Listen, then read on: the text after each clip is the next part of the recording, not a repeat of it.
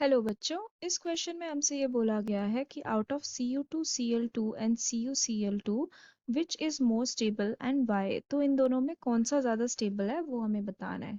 तो इस क्वेश्चन में जो की कॉन्सेप्ट है वो है हाइड्रेशन एंथैल्पी पे। Hydration enthalpy.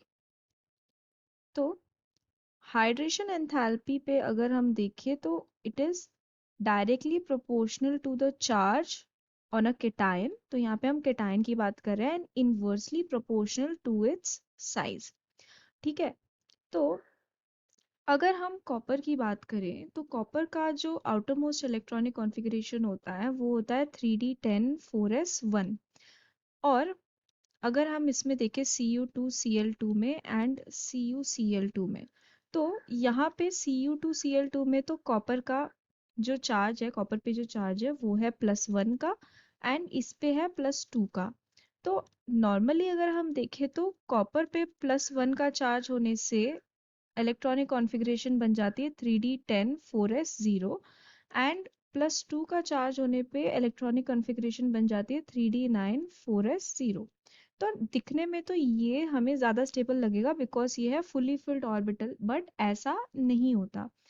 क्या होता है कि यहाँ पे जब कॉपर पे +2 चार्ज आता है तो size of the cation size of the cation decreases. ठीक है। साइज डिक्रीज हो जाएगा तो केटायन का जो साइज है उसका डिक्रीज होने से क्या होता है कि डिग्री ऑफ हाइड्रेशन इंक्रीज हो जाता है। तो as a result of which degree of hydration increases. तो यहाँ पे आप सीधा सीधा देख सकते हैं कि इसमें जो एंथैल्पी है वो इंक्रीज हो रही है और एंथैल्पी इंक्रीज हो रही है यानी कि एनर्जी रिलीज हो रहा है। ठीक है।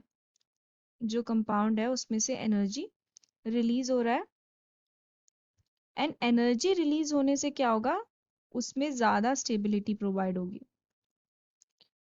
तो इसीलिए क्या होता है कि Cu2Cl2 जो होता है वो कम होता है stable as compare to CuCl2 because of hydration enthalpy being more in CuCl2.